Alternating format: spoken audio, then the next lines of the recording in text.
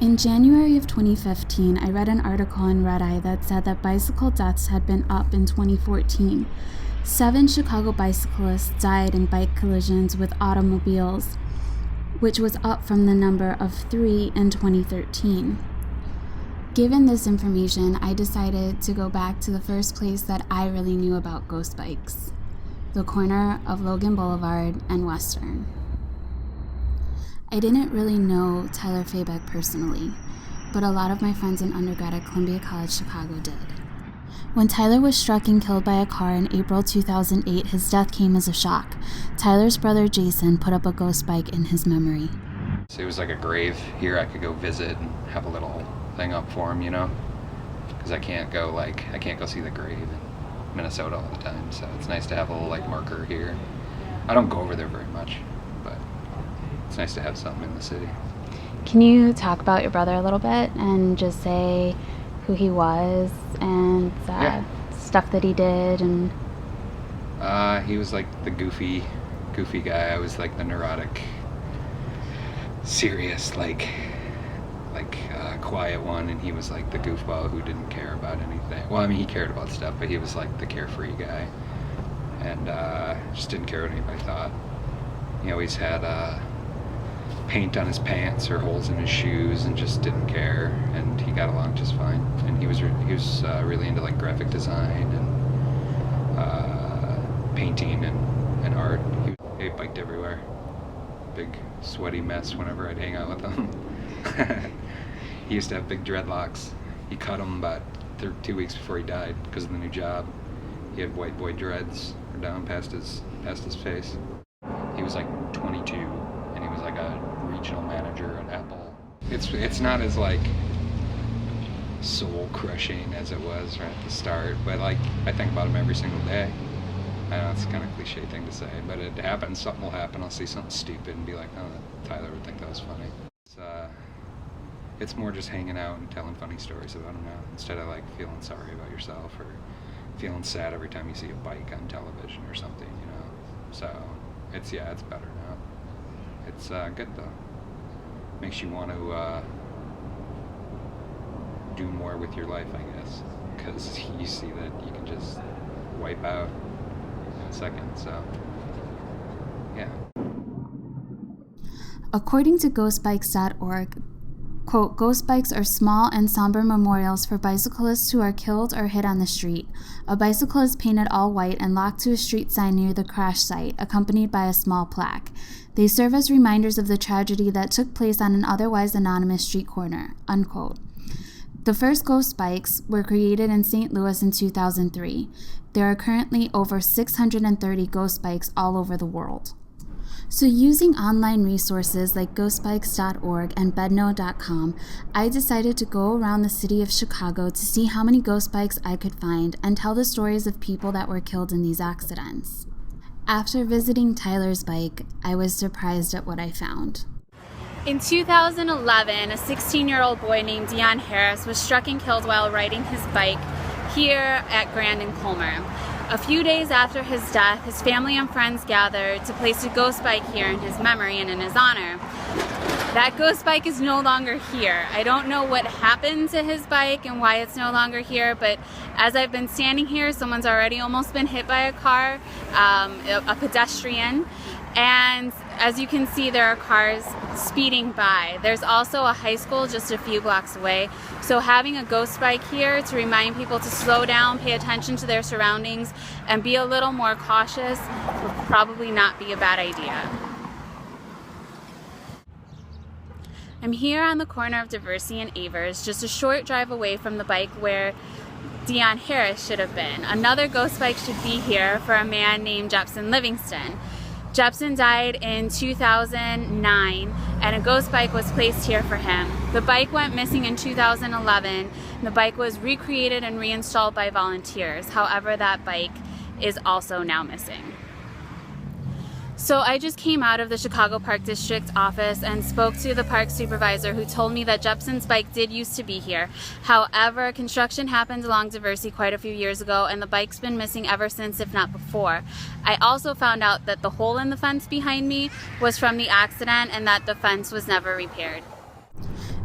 According to the research I did, there should be 14 ghost bikes up in the city. After driving around and not finding 2 bikes, I began to get worried. Then I came across the bike for Liza Whitaker. Liza Whitaker was a student at Loyola University and a barista at Metropolis Coffee. Chicago Breaking News reported in October 2009 that a quote-unquote freak accident ended her life when she and her roommate were riding their bikes through Lakeview. Whitaker landed underneath a truck and was run over by the vehicle outside of Hamlin Park. Police said she was trying to pass between the truck and a CTA bus when she fell off her bike. That same Chicago Breaking News article stated that, quote, a police spokeswoman said the truck driver was apparently unaware that the woman had fallen underneath. No citations were issued. Liza's bike now stands in the shadow of a Divvy bike rental station. This map, found on bedno.com, shows that the highest concentration of ghost bikes are in Chicago's central and north sides. In the city's River North neighborhood, a ghost bike stands for Clinton Maselli, who was killed in 2008 when an SUV door suddenly opened and obstructed the bike lane on LaSalle between Delaware and Oak Street. Maselli was thrown from his bike and into oncoming traffic, where he was hit by another car and died of head trauma, just weeks before his 23rd birthday. On Wells, just north of Oak Street, Neil Townsend was also killed when a driver suddenly opened its car door. The Chicago Tribune reported in 2012 that, quote, Townsend swerved and fell underneath the wheels of a passing semi that was hauling a flatbed trailer, end quote. He had just celebrated his 32nd birthday. With a spray-painted sidewalk and flowers and ribbon in a fence, the memorial for Bobby Kahn is hard to miss. According to the Chicago Reader, Kahn started working at Groupon in 2010 and was promoted to a developer position in 2013. In May of that year, Kahn was struck by a drunk driver heading down Clybourne between Larrabee and Mohawk. Kahn was 26 years old. The driver was cited with reckless homicide, among other charges. The trial is ongoing. Near the corner of Orleans and Huron stands a bike for Patrick Thomas Stack. The Chicago Sun-Times reported that Stack was hit and pinned under a tractor trailer in 1989 while riding his bike. Stack was 26 years old. The bike was installed for him years later. In downtown Chicago near Wabash and Wacker stands the bike for Jacqueline Marie Mitchin. MyBikeAdvocate.com reported that Mitchin was a spinning instructor and professional trainer. She was killed when she somehow fell under a dump truck. The Chicago Tribune stated she had only been living in Chicago for about a year prior to the accident. Jacqueline was 25 years old. At the corner of 18th and South Clark Street stands the bike of Ryan Boudreau, who was a bike messenger. Boudreau was killed on the job when he was hit by a truck. The sign on his memorial simply reads, Ryan B., 27 years, father of 2. Hector Avalos was hit on 25th and Ogden by a drunk driver in 2013. Avalos was riding his bike home from his job as a cook in River North. He served in the Marines for 5 years and was the oldest child in his family.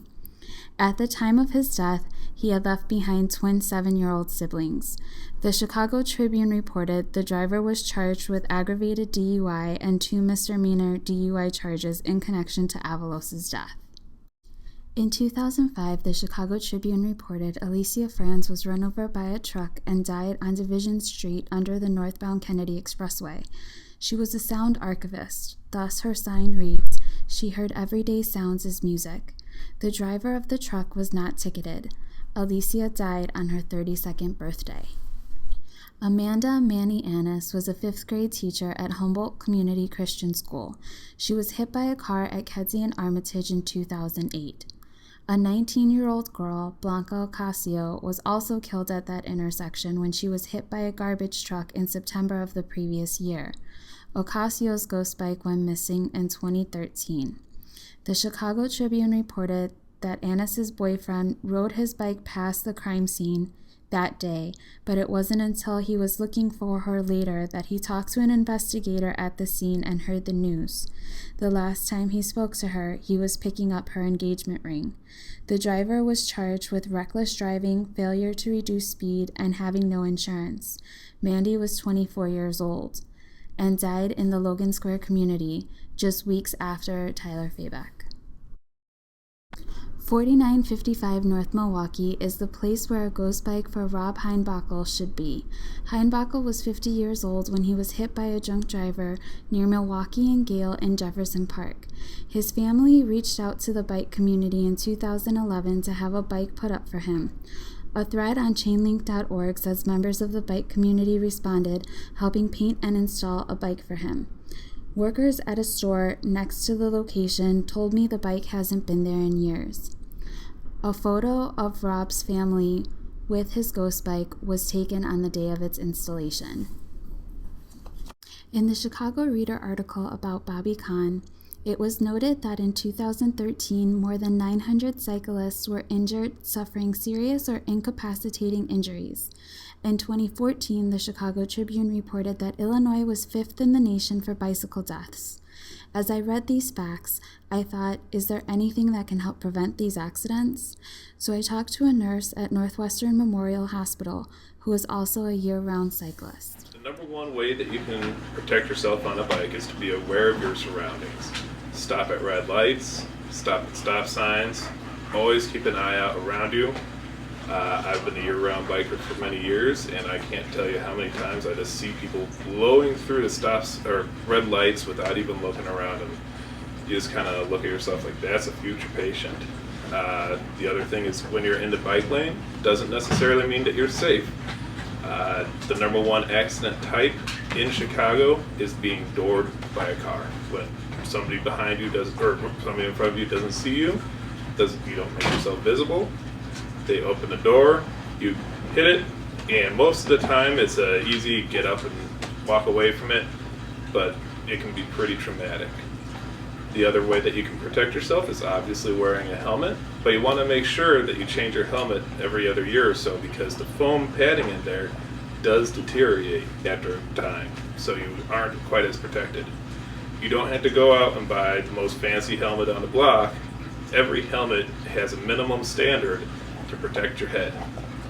The third way that you can protect yourself is when you're biking at night, make sure to wear bright clothes, have lots of lights. You may see other people around you, but that doesn't mean that other people can see you.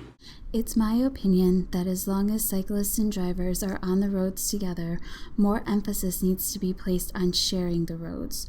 Drivers, as much as bikers, should pay attention to their surroundings, look for possible oncoming bikes, and be more cautious when driving near cyclists. Likewise, cyclists should know the rules of the road, follow them, and aim to protect themselves as much as they can. If we don't realize that we're all in this city together, how many more ghosts will live among us?